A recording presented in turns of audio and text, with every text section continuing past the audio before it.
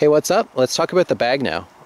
So the first thing that you got to consider when you're going to buy the bag for bugging out is, do you buy a bag to fit the collection of items that you want to include, or do you buy the bag first and then limit yourself by the size of that bag what you're going to include?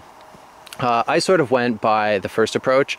I collected most of the items that I wanted to put in the bag. I got an idea of the volume of items that I needed to have with me, and then I bought the bag afterwards. That being said, there's obviously this temptation to keep on adding.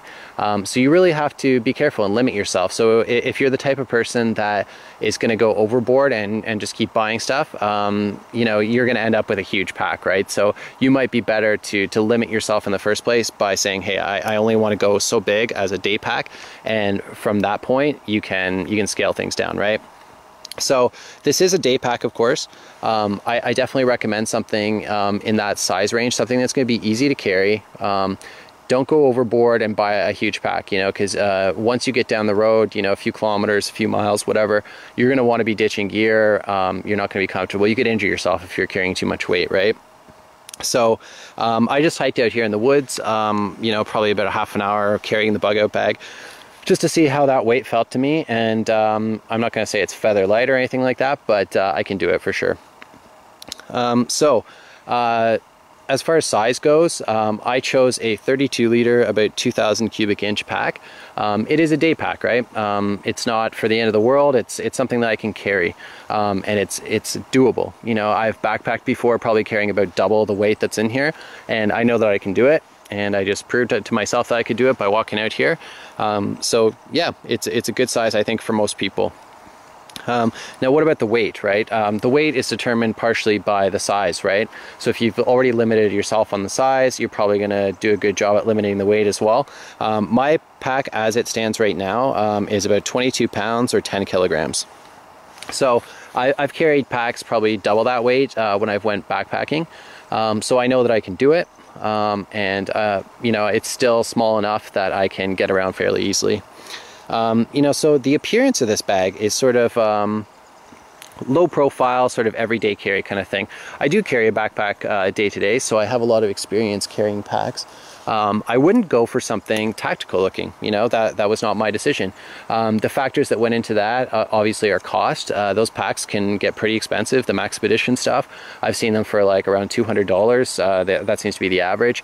Furthermore, those packs they really stand out, you know, they're very tactical in nature with camouflage patterns, MOLLE attachments, you know. In a perfect world, sure, something like that probably would be really well suited to this task, but you have to consider the fact that you're probably going to be in an urban center, you're going to be walking around, people are going to be, you know, flipping out. You know, if they see a dude with a tactical looking bag, you're going to draw attention to yourself. No way around that.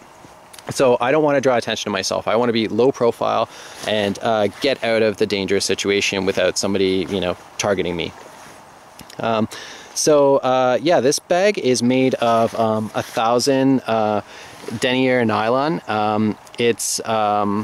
It's got one big zipper that goes around the perimeter of it, and inside it's just an open compartment there. So you're gonna need, if you buy a bag like this, you're gonna need a organizational system. So what I recommend is sort of little bags to organize your various things, and if possible, really try to organize them by section. So maybe like your food in one area, you know, your signaling and communications in another area, things like that. Just keep it organized.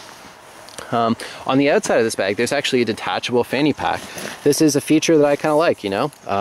It's pretty cool because you can access some of the gear that you consider most essential. And also you can detach it, right? So you can leave the big bag behind, take the little bag with you. I don't think that's absolutely essential or anything, but it's just something I liked.